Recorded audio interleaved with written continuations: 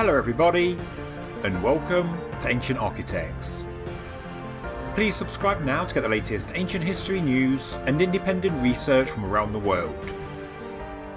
If you've been following the Ancient Architects channel in recent months, you won't require any introduction to the pre-Pottery Neolithic sites of Göbekli Tepe and Karahan Tepe, 10 to 12,000 years old and located in southeastern Anatolia, with beautifully decorated circular enclosures at their heart. These circular enclosures, called special purpose structures by the experts, are what have captivated the imagination of so many, because of the enigmatic T-shaped pillars that make up the skeletons. Some of the central pillars are 5.5 metres high, each weighing between 8 to 10 metric tons. The pillars on the circumference are smaller, but certainly not insignificant. But the most incredible aspect is not even their size. It's the detail in the decoration, the relief carvings, the three-dimensional carved animals, and the beauty and quality of the finish. Enclosures of Göbekli Tepe show evidence of renovation and repair throughout the time the site was an active settlement. Throughout the pre-Pottery Neolithic, many of the structures shrunk in size, with the outer walls moving inward, probably due to the pressures of the surrounding land. Some enclosures were decommissioned and filled in when the site was still very much active, and the reason for going out of use looks to be slopeslides, the land falling in due to gravity. At Göbekli Tepe, the semi-subterranean circular enclosures were built on lower ground, surrounded by numerous higher rectangular domestic structures on three sides. Over time, earthquakes, soil creep and hence gravity took their toll on the structures, and it seems that at some point, for each enclosure, the time came to stop repairs and renovation and just let them go. We see evidence of pillars being moved from older enclosures to new, and stone being reused, and what the experts have excavated in the field today is the final incarnation of the circular enclosures, and not how the site looked when first built. But even now that the enclosures are excavated and the site protected by a modern roof, many artists' impressions portray them as circular enclosures without a roof, and this has allowed many archaeoastronomical theories to come to light. It's like the stones must align with the stars. Everyone is quick to open stellarium and draw lines on a map. Every structure in the world seems to align with something, and although yes, I admit I myself have done this sort of thing many times, it doesn't really work for Göbekli Tepe.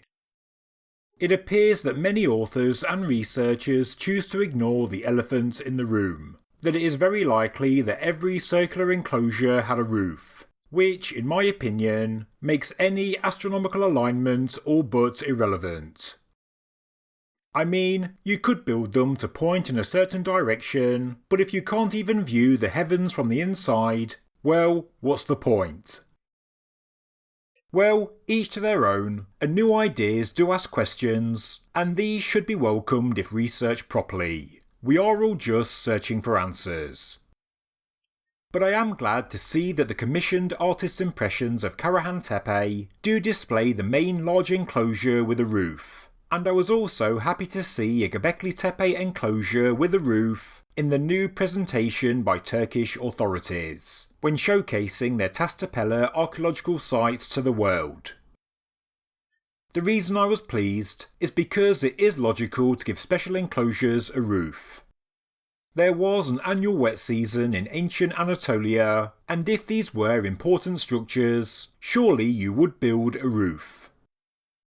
Furthermore, the iconography on the limestone pillars in just about all the examples is pretty much uneroded, and because the circular enclosures were in use for hundreds of years, if these structures were open to the elements, the limestone pillars would show clear evidence of it. Simply put, the fine relief carvings wouldn't be so well preserved today. So, I wanted to have a video on this channel that strongly suggests the Göbekli Tepe circular enclosures, not to mention the enormous circular enclosure at Karahan Tepe, all had a roof over the top, and I do think that this is clear from the skeleton structure of the enclosures that's been excavated by archaeologists. These to me are decorated roof supports. Thankfully, I'm not the first person to think this. I've reread the paper So Fair a House by E.B. Banning, and, as he says, the arrangement of the T-shaped pillars are pretty much what you would expect if their function was to support roof beams. The central pillars are also taller, because that would allow for a sloping thatched gabled roof, taller in the middle for obvious reasons. This diagram is just an idea of how roof beams could have been arranged, and the cut marks that we find on the tops of the pillars could well be related to securing the beams into place, to stop them slipping, although this idea is debated. The tops of some of the perimeter pillars are also angled upward to the centre, making it possible they were supporting a beam going higher into the centre, although, as this diagram shows, it may not be necessary for every enclosure. Here is a diagram by D. Karapkat showing a possible roof structure for a Göbekli Tepe circular enclosure. Note where he places the entrance, through a portal stone in the roof, with a ladder going down to floor level. These entrance portal stones have been found, but of course wooden timbers and ladders would not have been preserved in the archaeological record. This again though is just a possibility, and we know that enclosure D does have a more complex entrance, with maybe a U-shaped doorstone. All of the enclosures at Göbekli Tepe seem to have gone through so many renovation and remodelling stages throughout their centuries of use, and so understanding their original form is by no means easy.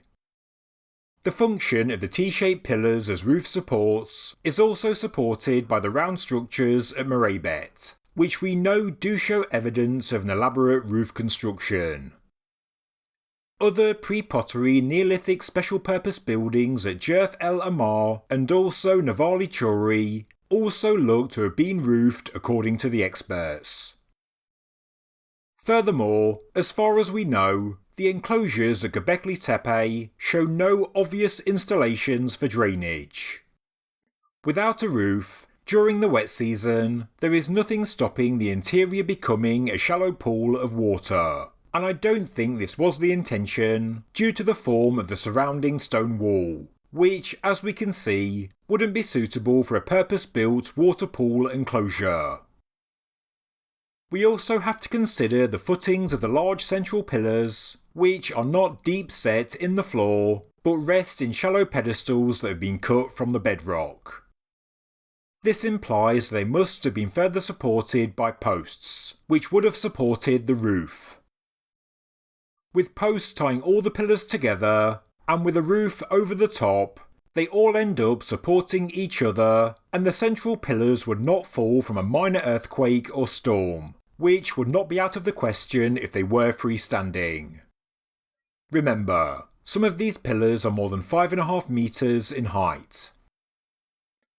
The two toppled pillars in the large central enclosure at Karahan Tepe were enormous, maybe around 9 metres or 30 feet in height, yet their footings are incredibly shallow.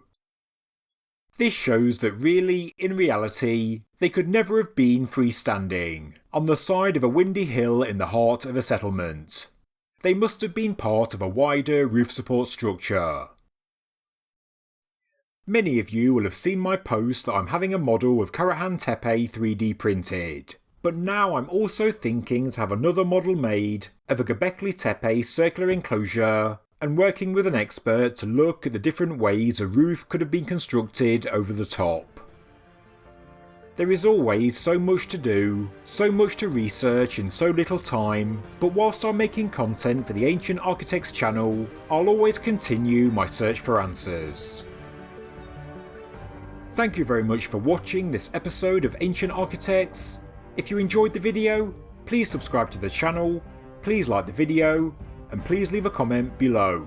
Thank you very much.